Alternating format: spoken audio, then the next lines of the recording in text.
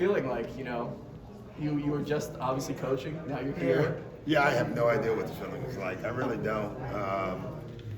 And I think most coaches, we don't do this for this, Yeah. and throughout my career as a player and a coach, it was always the next day or chasing something else. When you, I guess, get this, there's nothing else to chase. But I'm still trying to process how that is supposed to feel because I've never not chased something. So You think it's going to hit you even harder tomorrow? yeah, it will in the fact that my family is going to be there and just all the coaches. I've had so many coaches who have worked with me who are either going to be here or who have called. And I think what I've realized is none of this is really about me at the end of the day. It is because of the numbers and the success. But none of that is done without all these people who help me. And, it's funny when you get the call, your first thought is how excited you're going to be. And then you realize, well, you're excited, but it's more that everybody else helped you. I guess is the way I would put it. Ray, Kevin, Paul introducing you. Yeah. The journey it's been for them and for Yeah. you through the years. Like, could you have imagined that 10 years ago, them all coming together, just having this moment? Well, it was a goal. I can tell you that.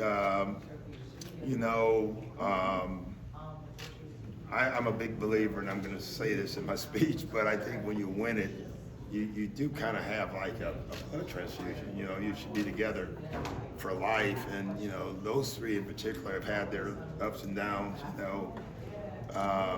And the fact that they all three agreed to be together on the stage and have kind of dropped the BS is the way I would like to put it, is just absolutely amazing. Maybe my last good coaching feat,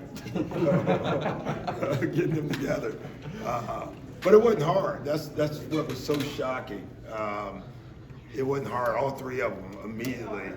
I called separately, and they all were quick to be at it. So yeah, it's cool.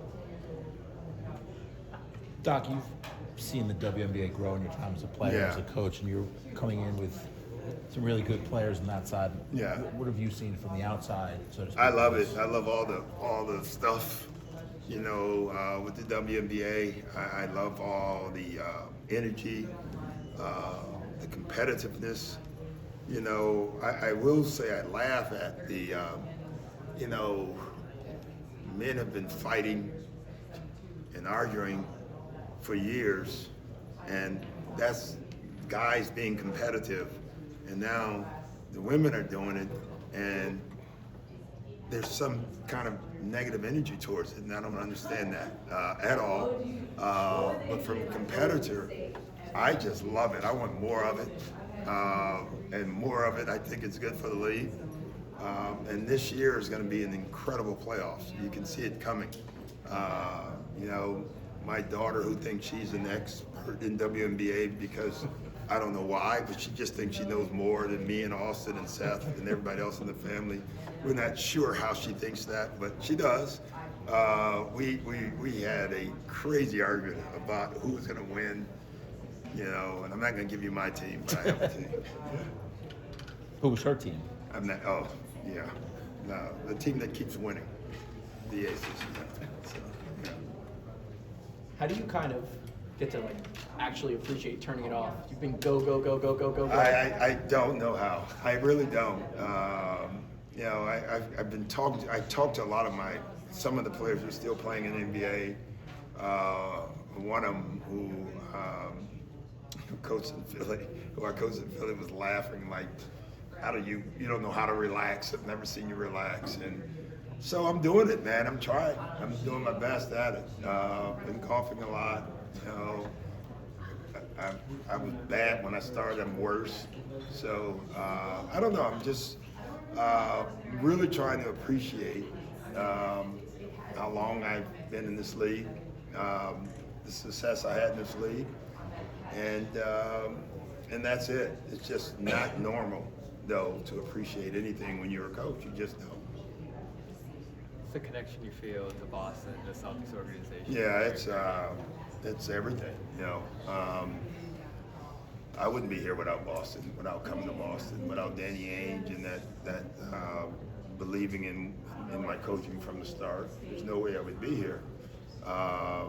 Kevin and Paul and Ray and all those guys. I mean, listen, you see all these great teams being put together, and most people don't win with them. And you need guys to buy in.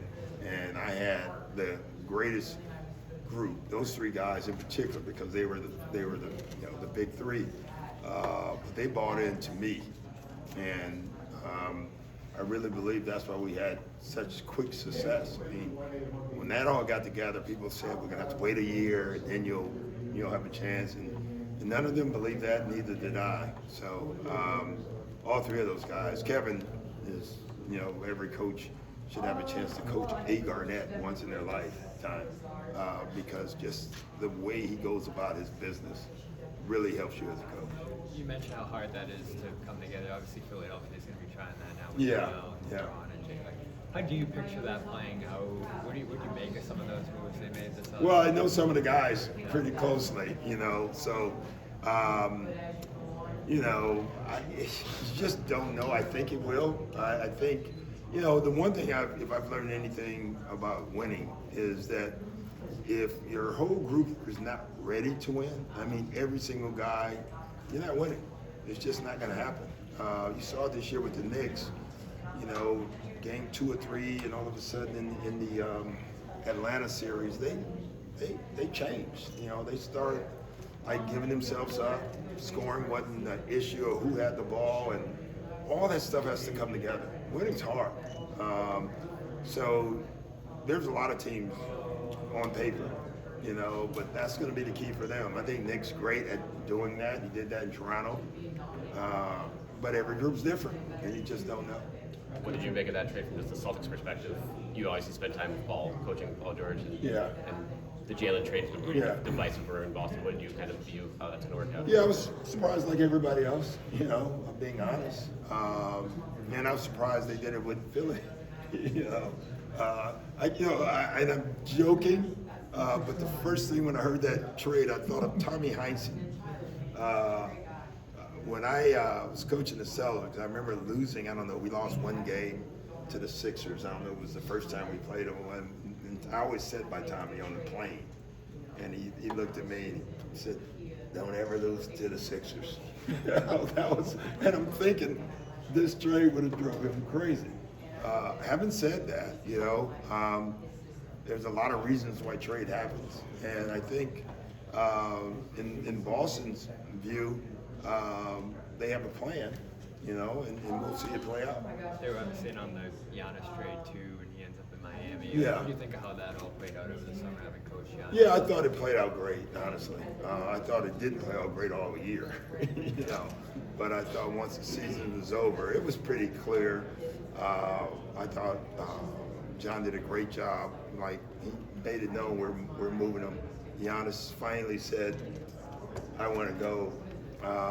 And then I thought after that, they just had to make the right deal.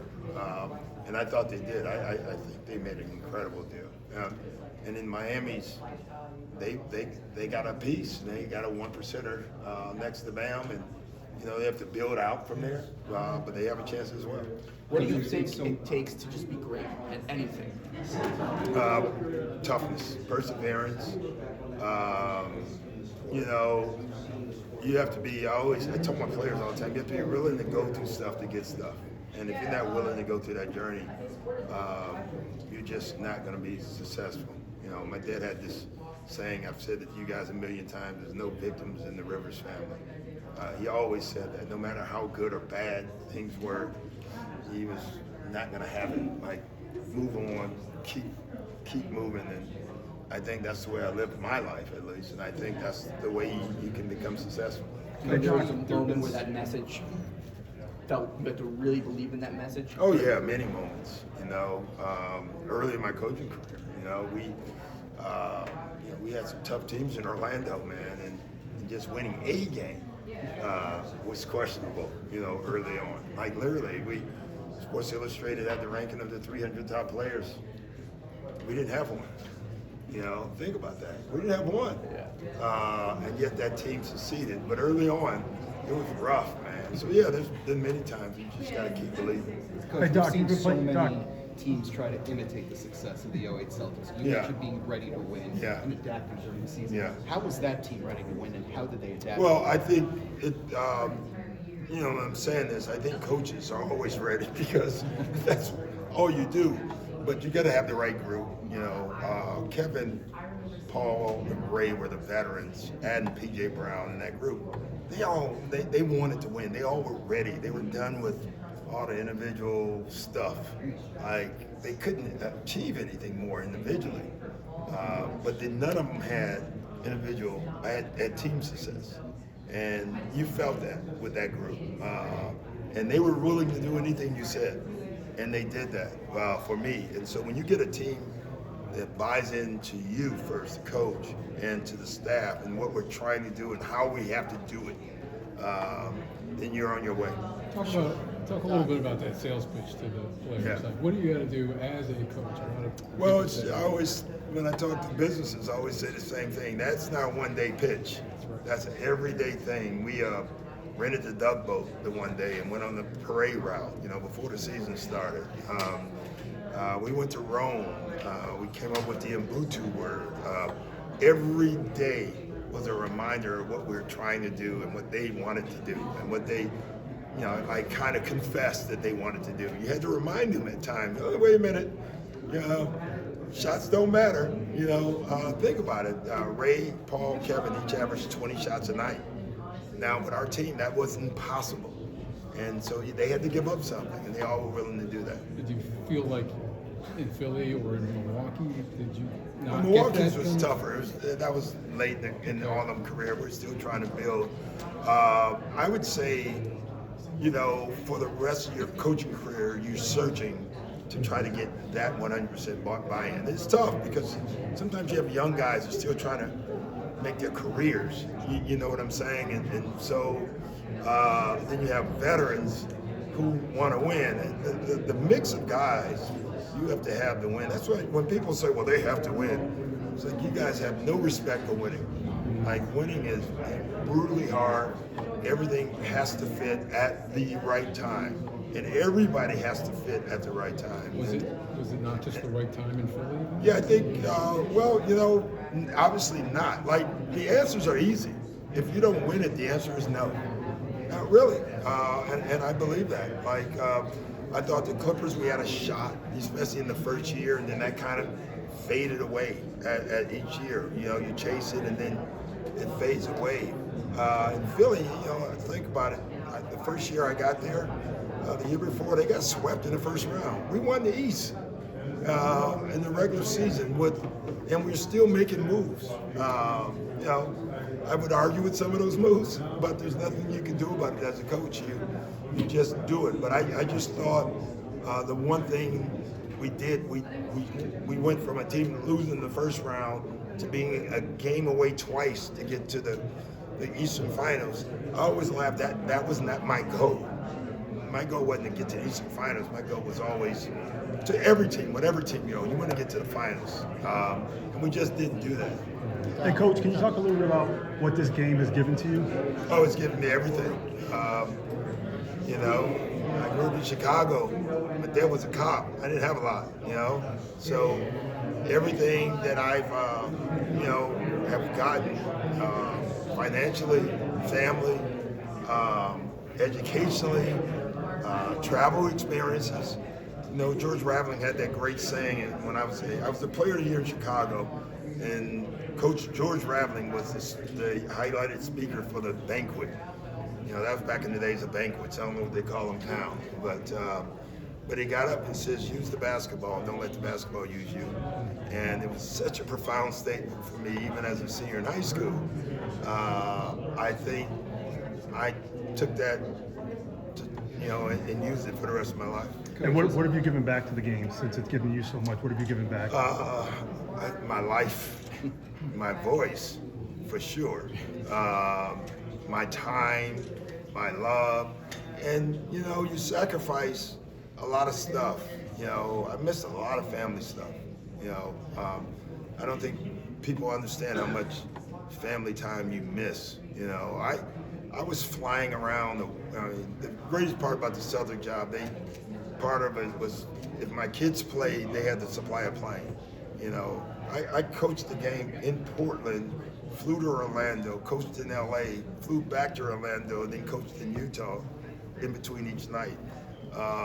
They put up with that, but that allowed me to see my kids, my daughter. I got to watch her win state. Austin watching win state, Spencer watching win state, Jeremiah watching play for the state championship. I didn't miss those games, but I missed a lot of other games. That was tough. Coach, like you said, you missed a lot of family time. You gave the game everything. Now you ultimately are achieving the ultimate goal. Yeah. What's next? Nothing. No, I'm serious. I'm gonna do some stuff, but I'm trying to learn how to not do a lot, and that's my kids have a running. They have a wager on how long that's gonna be, and I'm gonna try to whatever the wager of who says the longest. I'm gonna try to do that. Coach, when it comes to your legacy Yeah. as a player, as a broadcaster, as a coach, Yeah. what's the one thing you want people to think of when they hear the name Doc Rivers now that this journey is culminating in Springfield? I don't know. That's for you guys. I just loved it. I never, even in the bad times, I love the grind of trying to get out of it. In the good times, I was probably way more uncomfortable with the good times, which is nuts when you think about it. Tom Thibodeau and I were talking. We went to dinner. And I swear to God, we spent the whole dinner talking about 2010. And I looked at him and said, can we talk about 2008 for 1 minute? I mean, all we talked about was the bad stuff, you know? It was so strange, but that's what coaches do, I will say that. You know, it's funny, as a player, you don't take a lot of accountability. You just look at the good stuff, but then when you become a coach, you only think about the bad stuff, which is the strangest damn thing. Pat Riley told me years ago, and I did not, this is one of the few things that said you gotta learn how to enjoy the highs. In his opinion, he thought I wasn't doing that well enough. And so he was probably right. Doc, you've got the Celtics-Sixers rivalry on both sides. What makes that rivalry so special? What makes a rivalry of the Celtics-Sixers so special? You know, I don't know, because I think what makes it special is Chicago. What makes it special is they've had a lot of grueling matches against each other. You know, Dr. J choking Larry Bird makes it a special rivalry. You know, Sedell 3 punching Danny Ainge. I remember all these things.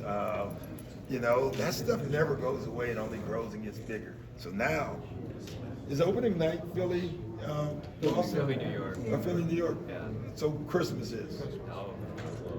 Early November is the first one. Oh yeah, well that's gonna be a fun game to watch. I have a What question. would you I have say? a question, Coach. What do you think makes Illinois and Chicago hoops The best. some of the best players to come out of there, be successful in the NBA and the WNBA? The playground. Okay. You know the answer. Okay. And you could have said the best. You didn't have to say some of the best. You know where the best players come from. Yeah, you know, he said it. All right, Doc. Did you cross paths with Nelly in Milwaukee when you were at school? I was at school. I can say it now. It's probably the most illegal thing that Nelly ever did. But I practiced with the Bucks when I was at Marquette. Yeah, which today I think teams would be. Yeah, they didn't have usually but 8 or 9 players. They played in the old gym a lot, or at Cardinal Stretch, if you remember. And Dave Wool was an assistant for Nelly, and Dave would pick me up, and I would either go to Cardinal and practice or at the old gym. I literally practiced with the Bucks freshman and sophomore year. It wasn't a little bit, a lot. You know. Was there anybody who gave you the business, or did you try to give somebody the business? Well, it's funny. Moncrief was just, I always tell people, Moncrief made me think, man, I don't know if this NBA life is going to be made by me, because Moncrief still doesn't get his due, in my opinion, but playing against him and Marcus and Junior Bridgman, Winters, I played against all of them. I was more athletic than some of them. That made me feel good. But Quinn Buckner, all those guys, it was awesome for me. Particular thought on Nelly? Yeah, he was an innovator. I think what I loved about Nelly, he was as comfortable in his own skin as anyone I ever met. It's funny. One of his best friends was very similar to Rick Majerus. Those two together, they didn't care what you thought about them. They just did their job. Coach, what was the toughest task for you? Being your kid's dad or being a basketball coach? Being a kid dad or being a basketball coach? Being your kids? I wasn't a kid dad. Like a coach's dad. Like I just went to the games. I rarely coach my kids. I would say that. I've always thought parents need to get out of that business. They need to let someone else coach. I remember Coach K, Austin's freshman year, called me to tell me what he was doing, and I was like, I don't need this call. Like, you're the coach, I'm the father, we are good. And he said, no, I'm just letting you know, I'm good. And I really believe that with his high school coaches, all of my kids, I stayed out. I really believe that's why my daughter played volleyball, because she knew I didn't know crap about it. So there was not going to be a lot of calls. So I would say coaching was harder in that regard. I stayed out of the family coaching business. That's too hard. Until I coached my son in the NBA. Then things changed. You're part of this class with Mark Fee. What's your perspective on everything he's built the last 3 decades? Yeah, he's amazing. He's an innovator to me because he did it in a place like, with us growing up, you had to be at UCLA, you had to be at these certain locations to build a winner one time. He keeps doing it over and over and over and over again. Every year, he has a chance to win the national title. And it goes back to what I was saying, like, people think winning it is easy, and it's not. Everything has to go right, and it has to go right for him one day, but that doesn't diminish anything he's done. He's changed college sports in a lot of ways because he proved that small marketplaces, schools, can be successful continually, and he's done it. Now that you're in the hall, who do you think should be in that's not? Anyone come to mind? That's a good, Marcus Johnson would be one for me. Rondo's going to be in, but Rondo comes to mind right away. I'm assuming Rondo's going to be in. I'm saying that without. He's got to coach first. Yeah. Well, he's going to be in as a player. But the reason Rondo's not even, because every 2 years he goes back and plays a month, and they have to start the process back over again.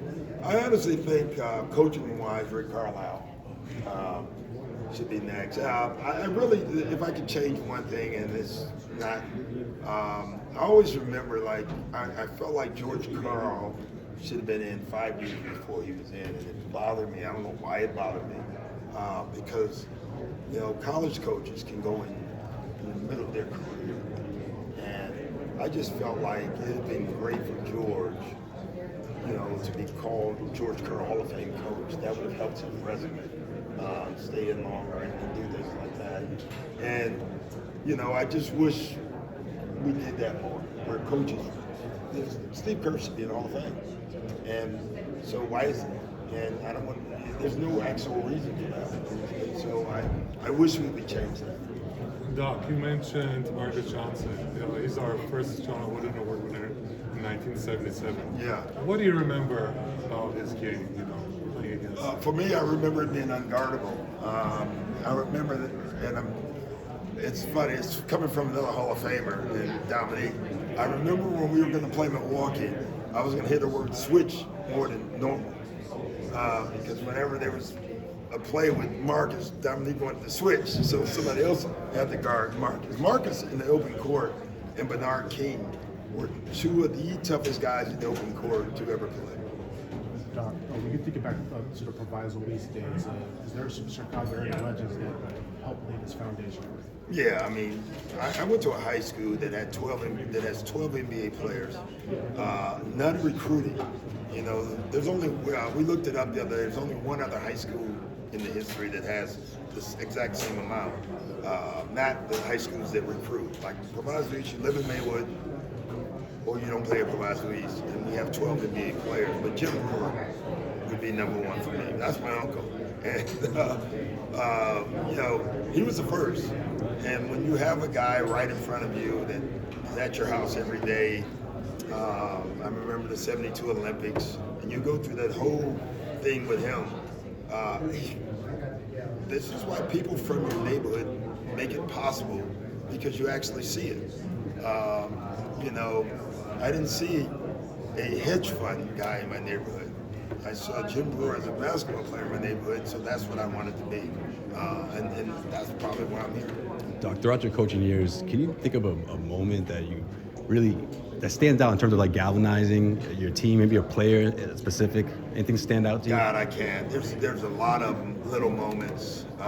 Even in the first year with that Heart and Hustle team in Orlando, there were so many moments where you thought that team could let go of the rope because, and they just didn't. That was like the little engine that could. You know, with the Celtics, I always thought about Rome. Just that group. I really believe, like, going to training camp out of the country and forcing us to be together really kind of shortcut the learning curve for us. And those bus rides, which you guys probably remember, were long back and forth to the hotel, and their cell phones didn't work, which I thought was great because they actually had to talk to each other. Just maybe we were on to something there. You know, I thought that was great. Is that when in terms of the Mbutu, and you had, you know, Mbutu, yeah. big baby do that whole demonstration and everything? Yeah, Big Baby, Leon Poe, and Tony Allen, I think, might have been the three. The Mbutu thing, it's amazing every year, because I played for Pat Riley, and every year he had a thing. I don't know where he got them from, but he would always come up with something, and so I did that. I didn't have anything a month out, and I was at a Marquette board meeting. I was a trustee at Marquette, and one of the board members had just came back from South Africa and asked me, had I ever heard of the word? And I said, no. She wrote it on a piece of paper, handed it to me, and said, talk to me about this word tomorrow. And the second day of the board meeting, I'd been up all night. That word was just, it was a perfect word. It's actually the perfect word for every team. And every team should use it.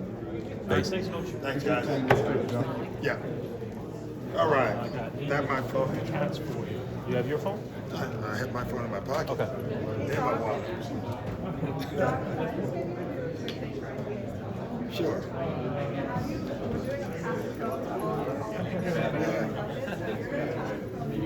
All right. All right.